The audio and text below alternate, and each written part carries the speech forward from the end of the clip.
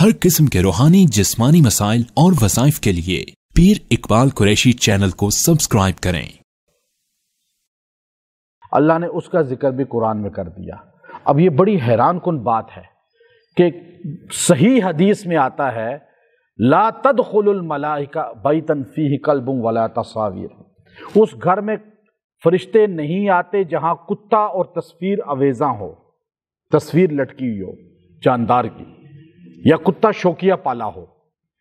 और बुखारी शरीफ की वो हदीस, अबू हुरैरा रजी अल्लाह तआला अन्हु रावी हैं कि आप फरमाते हैं, नबी करीम ने फरमाया कुत्ते सिर्फ दो रखे जा सकते हैं, एक शिकार के लिए और एक जानवरों की हिफाजत के लिए।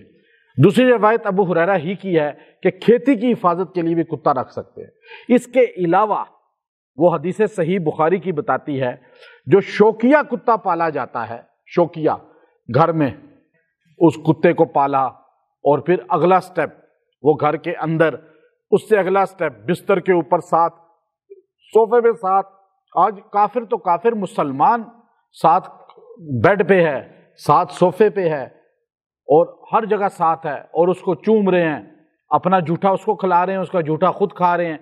और ये ट्रेंड बन चुका है कि कुत्ता जिस घर में होगा, जिस हाथ के हाथ में कुत्ते की रस्सी होगी और वो रोड पे फिर रहा होगा, वो बड़ा आदमी तस्वुर किया जाएगा। नहीं, ये शौकिया कुत्ते पालने वाले, इनके बारे में बुखारी शरीफ की वो हदीस है जिसको हज़रत अबू हुरैरा रज़ी अल्लाह तआला अन्हु रवायत करते हैं। आपने फरमाया कि सरकारे दो आलम सल्लल्लाहु अलैहि वसल्लम ने यह हदीस बयान फरमाई है, जो बंदा शौकिया कुत्ता पालता है उस चोरों से हिफाजत के लिए, या बहुत ज़्यादा ख़तरा है चोरी का फिर, और या जानवरों की हिफाजत, खेती की हिफाजत के लिए, इसके अलावा तो वो आदमी रोज़ाना अपने नामा एमाल से 2 किरात नेकियां ज़ाया कर देता है। किरात एक पैमाना है वज़न का, मिसकाल जैसे है, तोला जैसे होता है।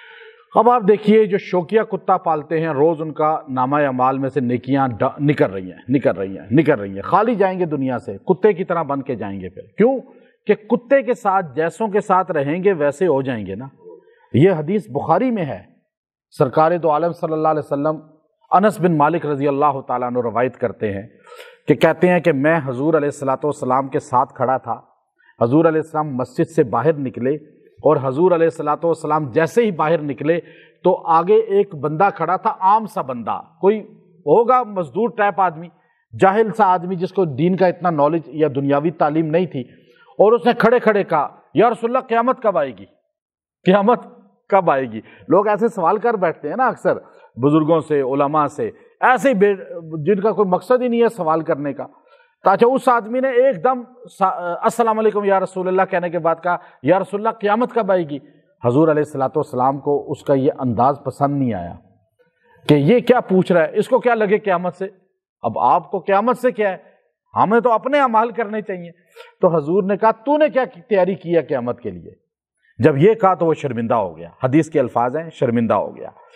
हजूर अलैहिस्सलातु वस्सलाम ने फिर उसको देखा, हजूर का दिल पसीज गया। किसी को बेइज्जत नहीं करते थे हजूर कभी।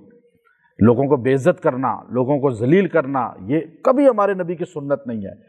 तो हजूर अलैहिस्सलाम ने उसे कहा, मेरे अल्लाह के बंदे बात सुन, तूने क्या क़यामत की तैयारी की है, ये बता।